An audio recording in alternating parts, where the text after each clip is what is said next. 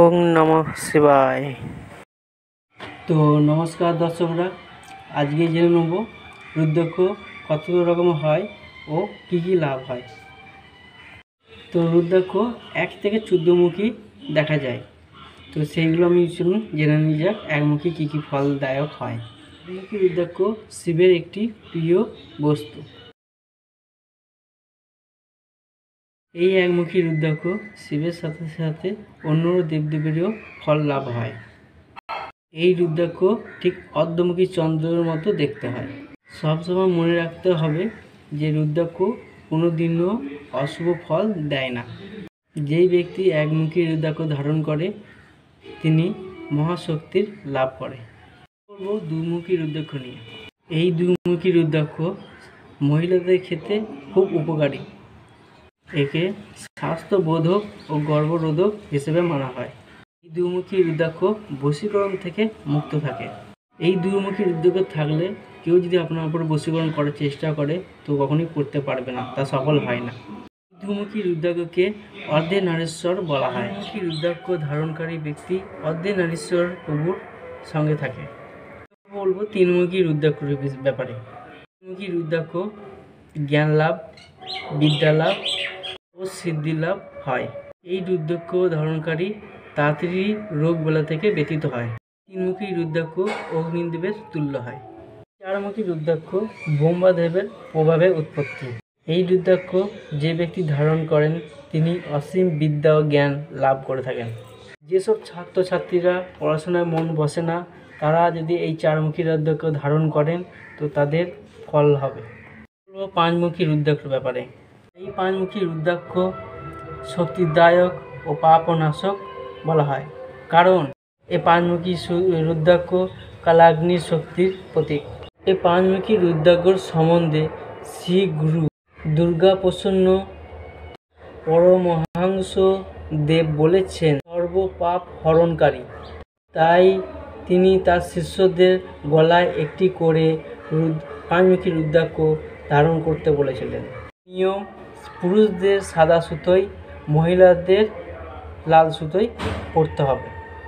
গ্রহ শান্তি ও আর্থিক উন্নতি ঘটে। এই পাঁচমুখী রুদ্রাক্ষ ধারণকারী ভূত প্রেত কাছে আসে না। ছমুখী রুদ্রাক্ষর ব্যাপারে। ছমুখী রুদ্রাক্ষ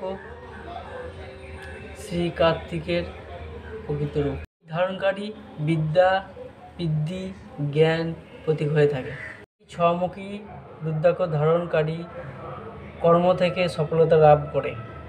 বলবো সাতমুখী রুদ্রাক্ষর ব্যাপারে। এই সাতমুখী রুদ্রাক্ষ সাক্ষাৎ কামরূপ। এটি রোগ নিবারক ও সমৃদ্ধিশালী। এটি দুর্গার প্রভাবে পূর্ণ।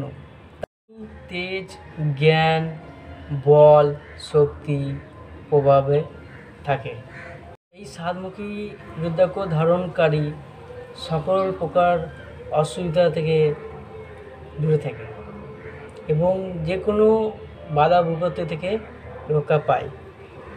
এই রুদ্রাক্ষ ধারণকারী সম্পত্তি, টাকা পাওয়ার যে আর্থিক অবস্থা চলছে সেটা থেকে তোমরা লাভ পাবে। এই আটমুখী রুদ্রাক্ষ গণেশের একটি রূপ। এই আটমুখী রুদ্রাক্ষ ধারণকারী সব কাজে সফল হয়, মানসিক চিন্তা বজায় থাকে ও গ্রহ শান্তি থাকে।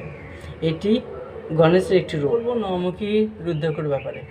নবমুখী রুদ্রাক্ষ মা দুর্গার 9টি গুণের আধার। এই রুদ্রাক্ষ ধারণকারী আত্মশক্তি, জ্ঞান ও স্মরণশক্তি বাড়ে, মানসিক চিন্তা বৃদ্ধি পায়। ও দশমুখী রুদ্রাক্ষর ব্যাপারে। দশমুখী রুদ্রাক্ষ হল ভগবান বিষ্ণুর একটি রূপ। এই দশমুখী রুদ্রাক্ষ ধারণকারী সংকট মোচক এবং কামনা পূরক এবং রোগ ব্যতীত নিরোগ। এই রুদ্রাক্ষ ধারণকারী নবগ্রহ শান্ত থাকে।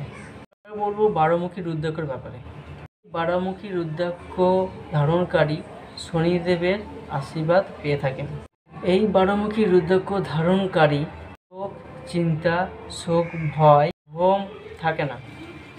গোপনে কেউ যদি তার ক্ষতি করার চেষ্টা করে তো তাহলে উল্টে তারই ক্ষতি হবে। এবার এবারে বলবো 13মুখী রুদ্রাক্ষর ব্যাপারে। 13মুখী রুদ্রাক্ষ ইন্দ্রদেবের স্বরূপ। এই রুদ্রাক্ষ ধারণকারী সুখ ও স্বাচ্ছন্দ্য লাভ করে। এবারে বলবো 14মুখী রুদ্রাক্ষর ব্যাপারে। 14মুখী ধারণ করা ব্যক্তি সমস্ত পাপ থেকে মুক্তি পায়। তো এক মুভি থেকে 14মুখী রুদ্রাক্ষের ব্যাপারে সব কিছু বলে দিচ্ছি বিস্তারিতভাবে। আর জিনিস বলবো, যেটা বলার কথা হলো, একমুখী বা 1 থেকে 14মুখী রুদ্রাক্ষ ল্যাব টেস্টে নেওয়াটা জরুরি।